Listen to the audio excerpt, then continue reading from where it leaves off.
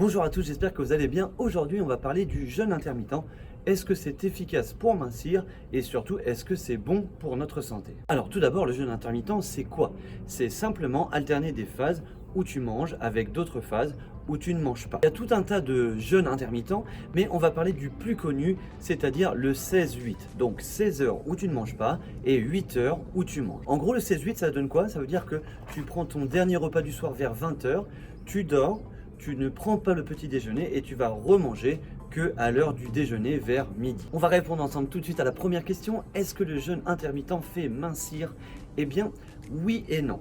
Déjà, dans un premier temps, il faut savoir comment fait-on pour mincir. Pour mincir, il faut être simplement en déficit calorique. Ça veut dire qu'en gros, tes dépenses caloriques doivent être supérieures à tes apports caloriques. Il va y avoir deux moyens d'arriver au déficit calorique. Le premier moyen, ça va être d'augmenter les dépenses, augmenter son métabolisme avec tout un tas d'activités physiques.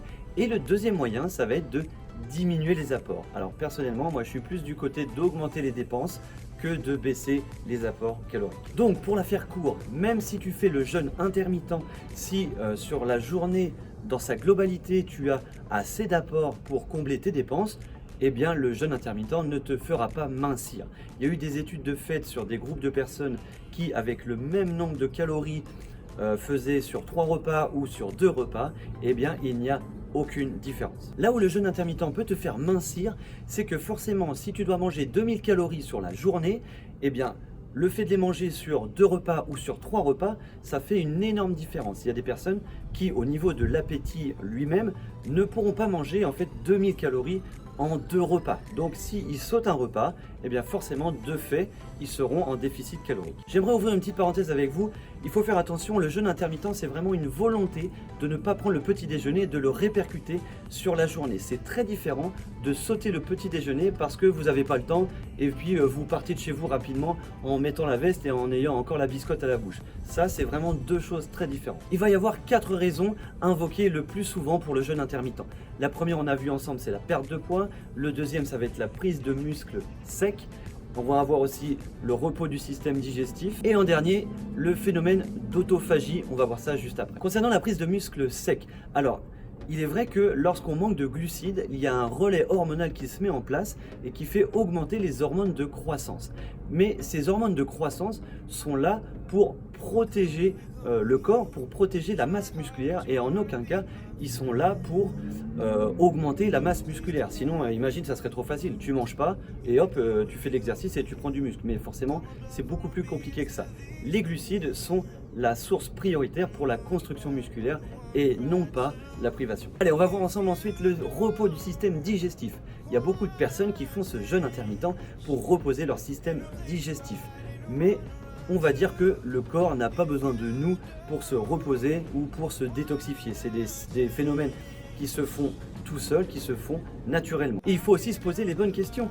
Si en amont, tu gères bien ton alimentation en général, si tu manges correctement, est-ce que ton système digestif a besoin d'être au repos? Ça, je te laisse répondre à cette question. Pour la dernière vertu accordée au jeûne intermittent, c'est l'autophagie. L'autophagie, c'est quoi? En gros, si tu traduis, c'est se manger soi-même. Qu'est-ce que le corps fait en période de jeûne? C'est qu'il va se débarrasser des cellules mortes ou des cellules inintéressantes. Il va les récupérer et en gros, il va les recycler pour faire de nouvelles cellules. Mais voilà, encore une fois, c'est un phénomène qui est naturel. Le corps le fait de toute façon. Après, avec le jeûne intermittent, tu peux accélérer un peu les choses, mais c'est pas ce qui va te faire rester jeune ou devenir plus jeune en tout cas. Mais tout ça, tu l'as bien compris, c'est des mécanismes d'autodéfense du corps suite à un stress. Il y a une phrase que j'ai vue en formation qui était vraiment très intéressante et que j'aime beaucoup. Et cette phrase dit, voilà, ce n'est pas parce qu'il y a des mécanismes de défense en cas de souci qu'il n'est pas mieux d'anticiper pour justement éviter ces soucis. À travers cette vidéo, je ne te dirai pas si le jeûne intermittent est bien ou non. Je pense que ça dépend des personnes, ça dépend si ce système te convient. Je pense que le mieux est d'essayer. En tout cas, je pense qu'il faut le faire. Si tu veux le faire, en tout cas, il faut le faire pour les bonnes raisons et non pas pour les raisons qu'on a invoquées juste avant. La meilleure des raisons, je pense, c'est vraiment de vouloir ressentir les choses, de voir si tu peux pas améliorer ton quotidien ou améliorer ton organisation par rapport au jeûne intermittent. Ça doit vraiment être une démarche personnelle et vraiment avec du ressenti. il ne faut pas le faire si vous entendez que ça va vous enlever les rides ou etc. Ça, je pense que c'est vraiment pas la bonne raison. Personnellement, je ne ferai pas le jeûne intermittent parce que par rapport à mon organisation quotidienne, par rapport à mon travail, ça ne me convient pas. Mais il y a des personnes à qui ça va convenir.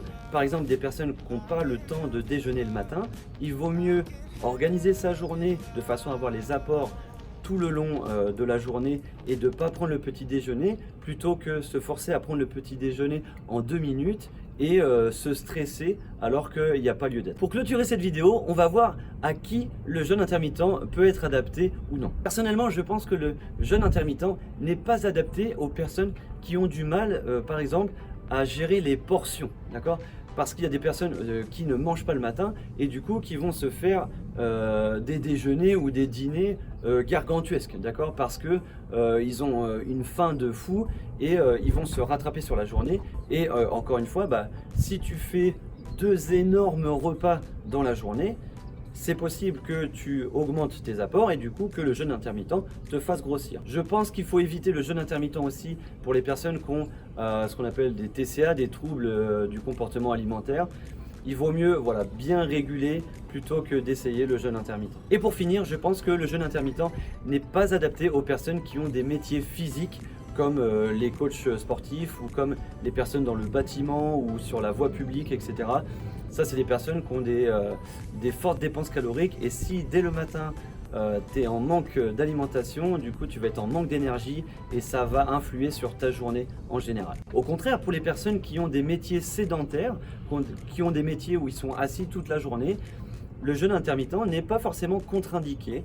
Vous pouvez bien manger le reste de la journée et éviter le petit déjeuner et pour autant vous ne serez pas plus fatigué. Voilà, j'espère que tu en auras appris un peu plus sur le jeûne intermittent. J'espère que ça va pouvoir te servir dans ta vie de tous les jours.